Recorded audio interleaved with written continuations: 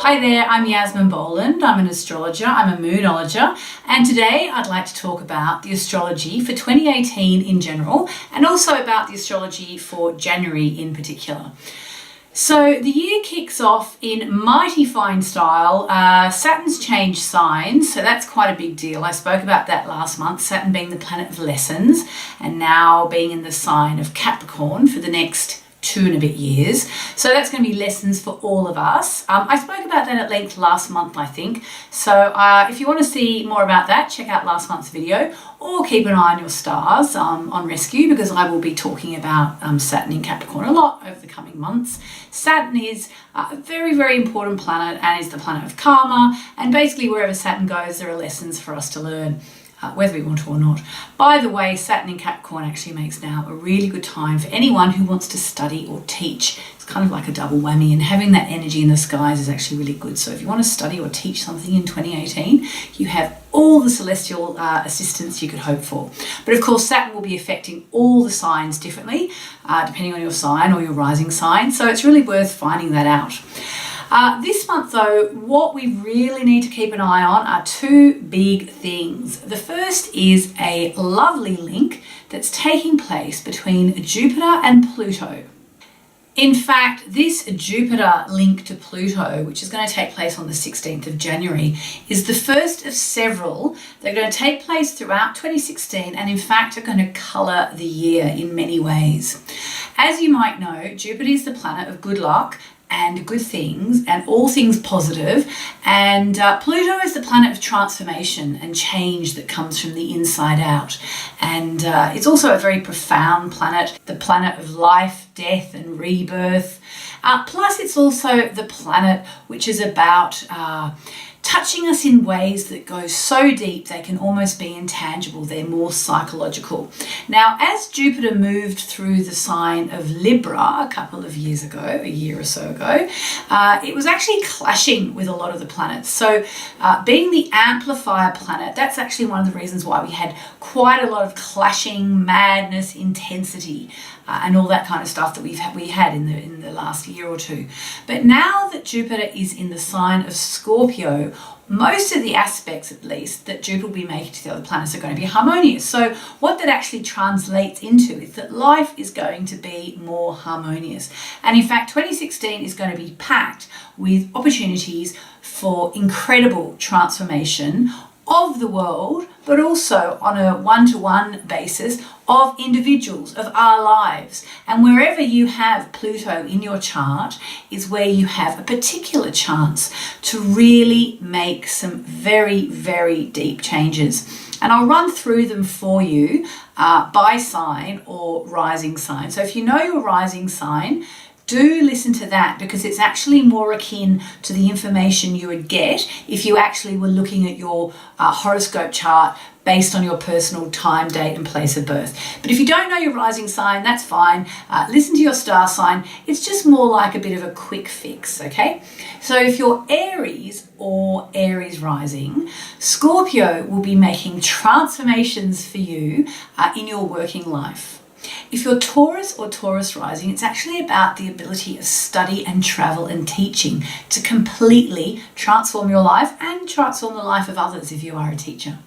If you're Gemini or Gemini rising, it's all about your sex life and money. So there's a chance for transformation in both those parts of your life.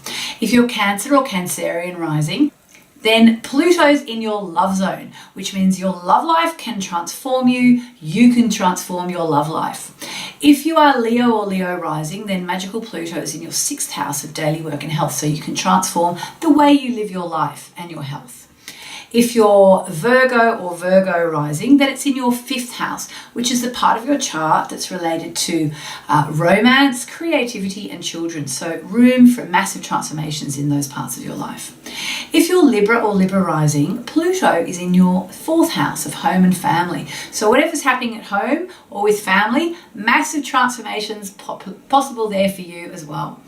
For Scorpio or Scorpio rising, it's a very big thing because you've got Pluto in your 3rd house of the mind. So it's why I keep saying to Scorpios, your word is your wand. Careful what you say, careful what you think, careful what you write. Your word is your wand. It's like you're waving a magic wand every time you express yourself. For Sagittarius or Sagittarius rising, all this transformation is taking place for you in your second house, which is where you keep your cash, property, possessions, values, and self-esteem. For Capricorns, Pluto is now in your sign, as you've probably worked out by now, which means your whole life is up for transformation. Now, you're very powerful at the moment, but you have to use this power wisely. Otherwise, it can come back and cause issues. For Aquarius and Aquarius rising, Pluto is actually in your 12th house, which is your house of secrets. So it's a time where you really need to think about your life, contemplate, meditate, and try to get to the bottom of any issues you have which you know are holding you back. Anything which keeps you up at night, some kind of analysis, even analysis with a proper counsellor, really recommended for Aquarians right now. And finally, for Pisces and Pisces rising, Pluto's in your 11th house, which is your friendship zone. So it's the possibility for you to have very powerful friends, or to kind of blast your friendships, and also to have massive transformations with your friends, thanks to your friends, or because of your friends. All right, so that's Pluto. Now, what I want to say about Pluto in particular, just to kind of express it just a little bit more. So Jupiter and Pluto are going to meet up 3 times this year, in January, April, and August. And all those months, therefore, have a chance for very positive Jupiter transformation. Pluto, positive transformation.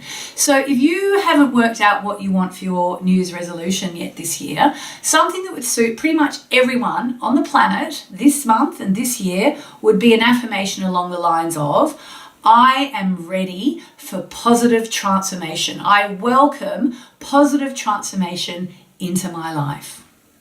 Now let's talk about the eclipses. This year, 2018, will bring us 5 eclipses, the first of which happens this month in January. January 2018, we get our first eclipse of the month, depending on where you live. If you live in the Northern Hemisphere, or you live on the west coast of Australia, it'll be January the 31st.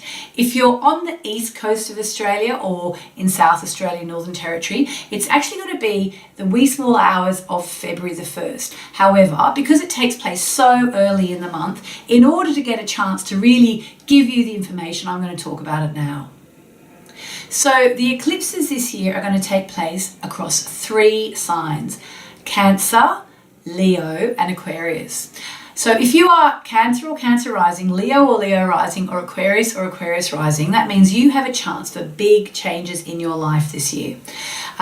The Cancer eclipse won't actually happen until later. What we get this month is the full moon eclipse in the sign of Leo. So wherever you have Leo in your sign is where there's going to be a big chance for change. Again, keep your eye on the rescue horoscopes for all the information you need about where the eclipse is actually taking place for you.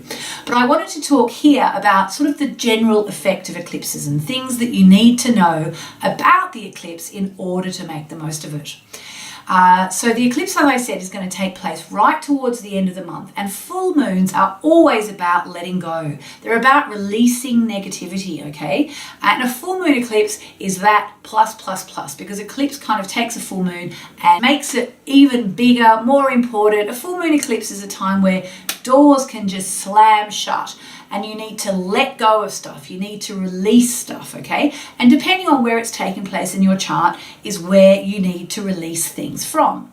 However, if you want to just work with the overall general eclipse energy, then in the second half of January this year, 2018, what you need to do is you need to start to think about what from 2017 or before you want to let go. So it could be, an upsetting argument you had with someone. It could be a breakup. It could be a job that went bad. It could be a house that you didn't buy. It could be anything that's happened that you want to let go of and release, okay? And what you need to do in order to release it is you need to face it. You need to bring it up. You need to think about it. And you need to think, how can I forgive myself? How can I forgive myself or anyone else who is involved in the situation? Okay? Keep working on this in the last 2 weeks of January. And then by the time the full moon eclipse comes around at the very end of the month, you will be able to fully and freely start to release, because forgiveness releases, it lets go of the karma, okay? So maybe, for example, on the night of the full moon, on the 31st of January, depending on where you are in the world, it might be the 1st of February. Again, keep your eye on the rescue horoscopes for all the times around the world. On the night of the eclipse, just before the eclipse, so when the moon is at her biggest, because it's a full moon eclipse, sit down, light a candle, put on some beautiful music, and then write your list of who you're forgiving, okay? And it's a really good thing to do, especially in January, because, you know, we're letting go of the previous year. And then picture the person you're forgiving, whether it's yourself or someone else. Picture it, or whatever's happened, whatever incident it was, and just send pink love from your heart, pink love from your heart chakra here, just here, okay? Pink love to the situation.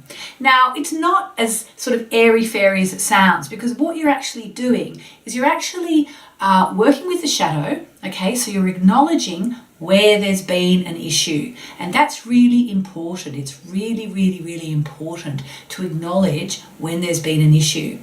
But beyond that, you're also going one step further and releasing it. And there is genuinely no better time that I know of to release upset than at the time of a full moon eclipse.